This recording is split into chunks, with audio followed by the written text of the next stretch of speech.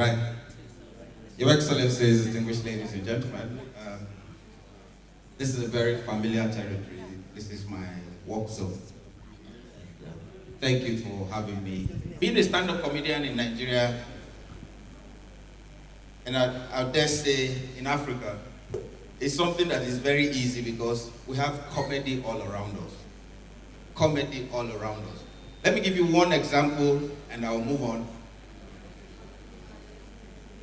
You never hear an African man walking through a forest and hears a noise and wants to find out what the noise is.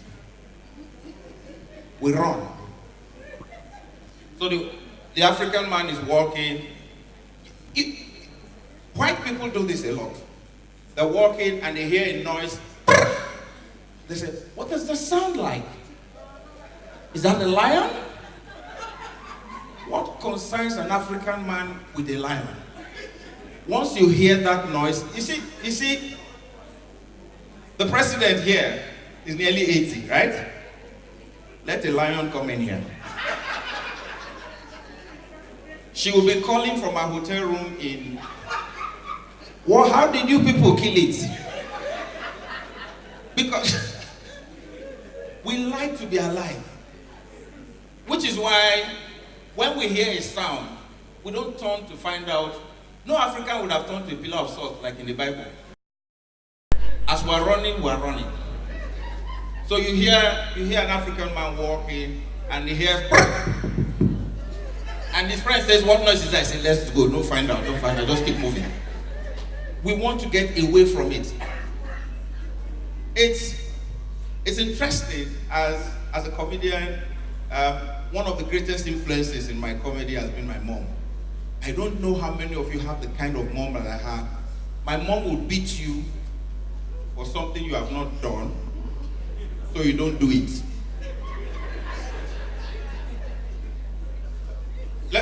You see, maybe a child is told, pick that up. And my mom is watching the child and the mom. And the mom says, pick that up. And the boy says, no. And the mom is shouting on the boy, I told you to pick that up. My mom will turn to me. The day I tell you to pick something up, and I'm like, I wasn't the one that was, I said, just in case. We teach by examples. Have you seen a mom beat you and ask you why you're crying? The other thing that my mom does is, my mom likes to bring you down to your level. You know, when it seems like you're really shiny, and it's a kind of encouragement strategy by them. You know, you just come back and say, I came fifth in class. You say fifth. What happened to the first person? You say, somebody else took it, say, when the day you take first, then we can do something about it. For now, you came fifth, so keep quiet. They try to use it to encourage you. But you see, lately, I found out that my mom was actually trying to just help me. My mom comes to as a comedian, I started charging quite a bit of money, a lot of money. So some guys came one time and wanted me to do an event for them. And they said they wanted to pay me $1 million. I said if they didn't want to pay 3 million, they should forget it.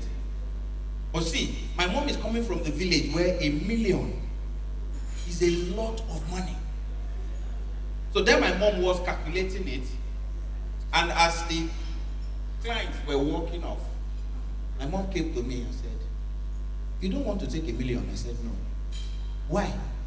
I said, they're supposed to pay 3. You know, my mom did the calculation of that 1 million in our local dialect. If you want to know how valuable money is, translate it from Naira. Translate it to your local dialect. You know, in Africa, we do not have a single amount for 1 million. So we count it in boxes. So in my village, it will be like, Urioni, Asakwikwe, that is in 10 places. Urioni, Asakwikwe, in 10 places. Urioni, Asakwikwe, in 10 places. And my mom had not gotten to 500. And And as soon as my mom did that rough calculation, she said, hey, call them. Come, he has agreed. And I turned to my mom and I was like, who agreed? See, the other thing is, the first time I was in Kenya, I came with Ford Foundation. There's a woman, Dr. Daga, who brought me. And we had this early morning safari. You see, going on the safari is not the problem. It is the kind of cars that they put us in. I was expecting to be in a car that was protected just in case a lion came by. But they put us in a half rover. The back of the Land Rover had been cut off, and so we were sitting in the open. And we drove into the forest. As we were going, I was standing by this Ghanaian guy. He and I were the only black guys in the back of the pickup. All the white guys brought out cameras and were taking pictures. I turned and looked at my Ghanaian partner. He was shaking. We were by he was at the side of the Land Rover like this. He turned and looked at me and found a colleague. He was looking at me shaking. I was on this other side shaking. And the white men were having so much fun. All of a sudden, an antelope ran past. Their cameras went. I turned and looked at Kweku. He didn't bring out his camera. I didn't bring out my camera. I was wondering what sent me here. And then, all of a sudden, 2 buffaloes came running towards us. One of the buffaloes must have known my parents from far back. Because the buffalo looked at me and said, we are running this way, you guys are going that way. Are you stupid? They took off.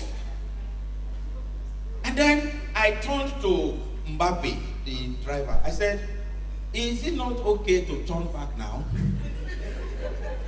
He came out from the car, parked. When he stopped, my heart stopped. Because what if we had a flat tire? So he came down. Yeah, the lions are this way. And got in the car. I thought at the time he found out that the lions were that way, we will go this way. Then he got in the car and drove the way he said the lions were. So I had to ask, I said, Mbappe, why are we going towards the way you said the lions were? The white men were like, oh, what is your problem? You're disturbing us. Let's have a great time. I said, this is how Columbus died. Trying to discover what he shouldn't have discovered. All these white people came to Africa to discover what we didn't send them for. Now, there I was thinking I could drive some sense into him, and I heard the front tire. And so, when the front tire burst, you know what happens when you have that kind of thing? Everybody comes down from the vehicle, right? Kweku was on this side of the truck. I was on the other side. The white men were down and said, hey guys, can you come down and help fix the tire? Kweku and I said it at the same time. Why should we come down? Does it look like we came here to be eating? And just as we were complaining, some people like to be very educative. One of the white men said, see, please, I don't think you know about lions. They don't hunt in the sun. They hunt at about 4 to 5 p.m. when the sun is down a bit. We looked at our time, it was 2 o'clock. What if the lion decided to have pretty... I mean, what if the lion felt peckish? And the lion might probably feel like having something burnt a bit and doesn't want fresh meat. And turns and looks at these 2 black guys and said, barbecue. And so there I was going. So I turned to Kweku. I said, Kweku, this is somebody Every time I call him Kweku, he said I must call his full names. His name is Kweku Sentimental. He's a Ghanaian comedian. So when I said Kweku, he answered. He didn't ask for sentimental. I said Kweku, he said, brother Taleb. We're dying today, are we not? I said, Kweku, don't come down. Kweku said they have to drag me down.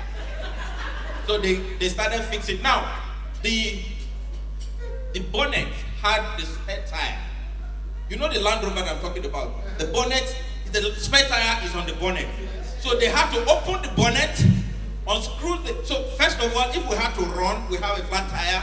Now they had to open the bonnet.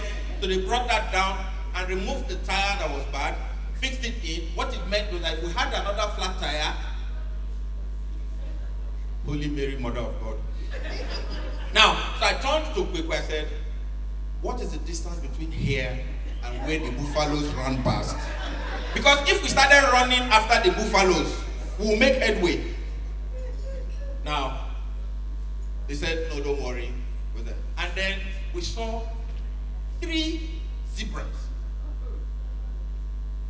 They were running like mad. One of them ran up to a point and figured that these 2 didn't know where they were going, so he took another turn. I said, Then we saw dust just in the horizon. And I said, you see what is happening now? The lions are coming.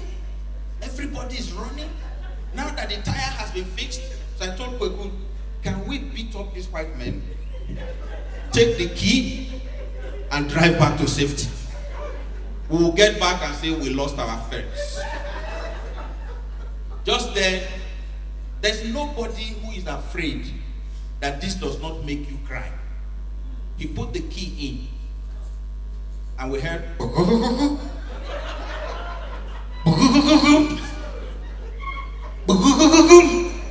I heard people say, blood of Jesus on that car, blood of Jesus. I said, look at this. Is Jesus a mechanic? I read he was a carpenter. What concerns him with an engine that is not starting? And then, Africans, we pray a lot. Just as I told him to keep quiet, the man did. He said, I told you, Jesus is Lord. I said, Jesus did not tell us to come here. Jesus said, watch and pray. So we can watch this on television. But you see, he continued driving, but God works in mysterious ways. Just as we got to that point, apparently when the lions have locked down one animal, one of those buffaloes, they don't go after anybody else. They direct their attention to that. And you know, it's the females that hunt. The men just walk behind them and protect the territory. So as the lionesses went after this buffalo, you see, all the other lions were going and walking past. One of them came by our car, looked at us and like, and I'm not lying, I heard one of them say, you better pray they catch that buffalo. If they don't catch that buffalo, we're pointing them to you. So I told Kweku, I said, did you hear what the lion said? Kweku said he's coming after us. Let me tell you something. Another thing that I like about Africans is that we do things differently. When white men see you trying to repark a car, you know they advise you to be safe. They say, come on, keep backing up. It's okay. Watch black man. You turn to their friends. He's reversing, you'll see. He's going to fall into that door. Then he keeps coming. Then he falls into the gutter. Bam! He said, I told you. It's the same thing that, you see, let me tell you something that happened today. Your zebra crossings have red lines and white lines in the middle. Our zebra crossings are black and white. We don't suggest anything to you, so if you like, cross. So today when we're leaving this hotel and going back to Marriage, I saw Nigerians. They were coming, they were at the traffic light. And they saw the zebra crossing. And they were like, should we cross? We were on this other side. We were like, should we cross? We were afraid. But you see, when we were going back, the Rwandans that were crossing knew that the cars would stop.